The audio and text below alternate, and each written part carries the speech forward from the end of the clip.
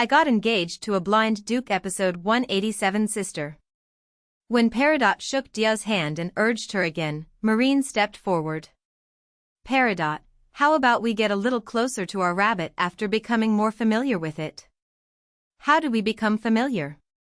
Well, for now, shall we just watch like this? Yes, Peridot puffed his cheeks in dissatisfaction and stared intently at Bunny Bunny. Bunny Bunny stood there blankly with an indifferent expression, whether it knew they were talking about it or not. Sister, I've seen the rabbit. How long do I have to keep watching? Teacher means we should watch for a few more days. Not just briefly like this. Dia gently scolded him while patting Peridot's hand. Teacher Marine was close to it earlier. I want to see it up close too. Peridot, who rarely threw tantrums, was being stubborn. He seemed completely captivated by the large animal he was seeing for the first time in his life. Dia looked at Marine with eyes pleading for help. As Marine pondered what to do, suddenly Bunny Bunny came thumping toward Peridot. As the large Bunny Bunny approached, Dia's eyes widened and she froze in place. Wow! It's really big. Bunny Bunny turned its back in front of Peridot. Just like when the village children had ridden and played on it. Wait! Before Dia could stop him, Peridot jumped forward with an excited face. And immediately clung to Bunny Bunny's back. Bunny Bunny lowered its body further so the child wouldn't fall. Marine watched the scene with a moved expression.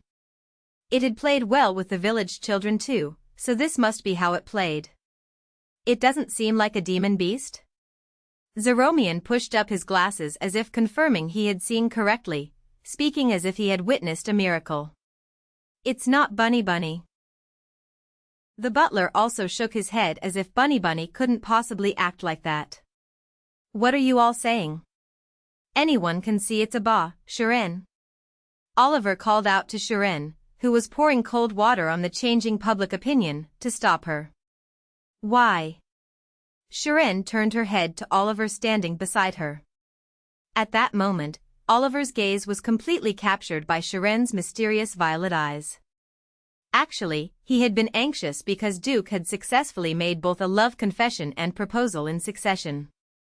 So he had decided to confess right away too. How many times had he wandered around the blacksmith shop, waiting for a chance to encounter her? Although he couldn't meet her for a while because Shiren had locked the blacksmith shop door while making something, he finally got to meet her today. His heart was beating so wildly it felt like it would burst out of his mouth. Seeing her, only one thought came to mind. Love confession. Sebastian's advice floated endlessly through his mind. Just tell her you love her directly. However, this wasn't good timing. First, he should ask Shiren if she had time. Shiren, do you have time? He should say it like this. Oliver shyly opened his mouth to Shiren, who was waiting for his answer. Shiren, I like you. Oliver snapped to his senses at the words that came out without him realizing. What on earth had he just done? No, that's not it, alcohol. Alcohol. I like alcohol. He tried to salvage the situation by adding words afterward, but it was already spilled milk. Oliver bit his tongue and rolled his eyes, looking around. Well. Dia, are there stars in the sky over there? Oh my, there are. Marine and Dia, who quickly avoided his gaze, began talking about stars in the bright midday sun with awkward voices. Are there really stars? Could it be that stars floating in broad daylight are only invisible to my eyes because they're moist with tears? Oh dear. I have urgent business, so I'll be going. Sebastian shook his head and disappeared, pressing his large hand to his forehead. Fortunately, Zeromian was concentrating only on Bunny Bunny as if uninterested. What? Oliver, you. Are you challenging me right now? Shiren grinned and smacked her lips. Oliver swallowed his sad smile and forced himself to nod. It was the moment a love confession became an alcohol challenge. I'll accept that challenge anytime. Oliver, you prepare the alcohol. It's Oliver Leon though, Lady Marine can come too if she wants. Oliver's pitiful voice was drowned out by Shiren's voice, excited about drinking. No, it's fine. Dia, shall we go to Peridot? Marine pulled Dia's hand with an awkward face and went to Peridot and Bunny. I'd like to go closer and see too. Zeromian followed with curious eyes. Right. Tell me if you change your mind. I have things to make, so I'm going now. Shiren called out loudly to the departing Marine, waved her hand, and disappeared. In an instant, everyone moved away from around Oliver. Oliver covered his face with his hands and desperately held back the scream trying to burst out. Then, Gerald placed his hand on Oliver's shoulder. Well done. You perfectly diverted attention from Bunny. Oliver, who removed his face from his hands, looked at the Duke with sad eyes. He seemed to think Oliver had said those words on purpose. Yes. But challenging Shiren is impressive. It'll be difficult to beat Shiren under normal circumstances. Go get some sobering medicine from Zeromian. Oliver smiled bitterly looking at his tactless superior who was the only one taking his challenge seriously. A green world with scattered water mist. In a forest-like space filled entirely with green leaves without a single flower visible, there was a woman wiping large cotyledon leaves. Lake blue hair reaching down to her hips, white skin, refreshing blue eyes, plump pink lips. She was mysteriously beautiful, like a legendary mermaid manifested as a human. The emperor who entered the 7th Imperial Consort's palace took a deep breath of the refreshing fragrance. Entering this place decorated like a forest made his chest feel refreshingly clear. The emperor's gaze reached the 7th Imperial Consort who was diligently tending to the leaves.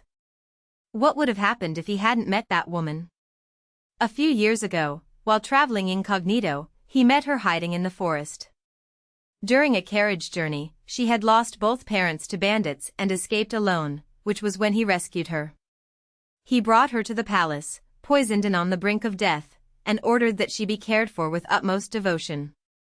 After suffering terribly and barely awakening, she wanted to leave the imperial palace, but he, already smitten with her, forcibly made her stay. Thus Ira, who became the 7th Imperial Consort, became the woman he loved most in his life. Ira. Oh my. Your Majesty, when did you arrive? Ira turned to look at the Emperor, her eyes widening like a startled rabbit. What were you doing? The Emperor asked tenderly of her, finding even her surprised expression adorable. Can't you see? I have to wipe the leaves and care for them like this so they grow well. Ira, who wasn't much younger than the Crown Prince, remained as innocent as a girl even after becoming an imperial consort. Even her cheeky way of asking as if he should know better was endearing. Prepare some tea. Headache relief tea. That would be good. Yes.